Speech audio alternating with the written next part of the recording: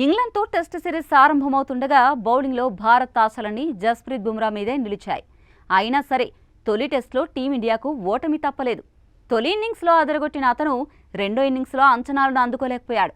రెండో టెస్టులో భారత్ ఎలా పుంజుకుంటుందా అని అభిమానులు చూస్తుంటే ఈ మ్యాచ్కు బుమ్రా అందుబాటులో ఉండడనే సమాచారం బయటికి రావడంతో ఆందోళన తప్పట్లేదు. తన స్థానంలో టీమిండియా ఎవరిని ఆడిస్తుంది, అతడు లేని లోటును ఎలా భర్తీ చేస్తుంది అన్నది ఆసక్తికరం. నిజానికి ఫార్మాట్ ఏదైనా కూడా బుమ్రా టీమిండియాకు ఎంతో కీలకం. టెస్టుల్లో అతడిపై మరింత ఆధారపడుతోంది జట్టు.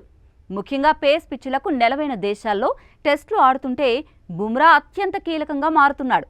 కానీ ఫిట్నెస్ సమస్యల కారణంగా అతన్ని అన్ని మ్యాచుల్లో ఆడించే పరిస్థితి లేదు. ఆస్ట్రేలియాలో వరుసగా మ్యాచులు ఆడి గాయపడడంతో అతడి విషయంలో జట్టు యాజమాన్యం జాగ్రత్త పడుతోంది. ఇంగ్లాండ్తో 5 టెస్టుల సిరీస్లో బుమ్రాను 3 మ్యాచుల్లో మాత్రమే ఆడించాలని ముందే నిర్ణయించింది. దీని ప్రకారమే తొలి టెస్టు తర్వాత అతడికి విశ్రాంతినిస్తున్నట్లు వార్తలు వస్తున్నాయి. శుక్రవారం ప్రాక్టీస్ సెషన్లో కూడా బుమ్రా పాల్గొనపోవడాన్ని బట్టి అతను రెండో టెస్టుకు దూరం కావడం ఖాయం కావచ్చు. మూడో మ్యాచ్కు బుమ్రా అందుబాటులోకి వచ్చే అవకాశం ఉంది. మరి ఎడ్జ్బాస్టన్లో మొదలయ్యే రెండో టెస్టులో బుమ్రా స్థానంలో ఎవరు ఆడతారు అన్నది ప్రశ్న. హర్షదీప్ సింగ్, ఆకాష్ దీప్ల రూపంలో ఆప్షన్స్ ఉన్నాయి. ఆకాష్ ఇప్పటికే 7 టెస్టులు ఆడాడు. కానీ 35కు పైగా సగటుతో 15 వికెట్లే తీయగలిగాడు. హర్షదీప్ ఇంకా అరంగేట్రం చేయలేదు. కొంచెం అనుభవం అవసరం అనుకుంటే ఆకాష్కు ఓటు వేయొచ్చు. అయితే పరిమిత ఓవర్ల క్రికెట్లో నిలకడగా రాణిస్తూ ఉండడం, లెఫ్ట్ ఆర్మ్ పేసర్ కావడం హర్షదీప్కు కలిసొచ్చే అంశాలు. హర్షదీప్ బౌలింగ్ ఇంగ్లాండ్లో స్వింగ్ పరిస్థితులకు నప్పుతుందని, తనను ఎంచుకుంటే బౌలింగ్లో వైవిధ్యం కూడా వస్తుందని విశ్లేషకులు అభిప్రాయపడుతున్నారు. కాబట్టి హర్షదీప్ ఎడ్జ్బాస్టన్లో అరంగేట్రం చేసే అవకాశాలే ఎక్కువ.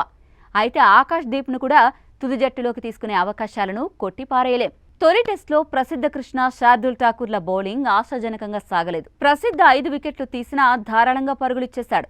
శార్దుల్ రెండో ఇన్నింగ్స్లో ఒకే ఓవర్లో 2 వికెట్లు తీశాడు. కానీ మొత్తంగా తన బౌలింగ్ ప్రభావవంతంగా అయితే కనిపించలేదు. వీరిలో ఒకరిని తప్పించే అవకాశాలు లేకపోలేదు. వేటు పడితే శార్దుల్ మీదే కావచ్చన్న అంచనాలున్నాయి. అతడి స్థానంలో స్పిన్నర్ కుల్దీప్ను ఎంచుకోవాలని గట్టిగా డిమాండ్లు వినిపిస్తున్నాయి. స్పెషలిస్ట్ పేసర్తో తన స్థానాన్ని భర్తీ చేయాలి అనుకుంటే ఆకాష్ దీప్ లేదా పేస్ ఆల్రౌండర్ కావాలి అనుకుంటే నితీష్ కుమార్ రెడ్డిని ఎంచుకోవచ్చు.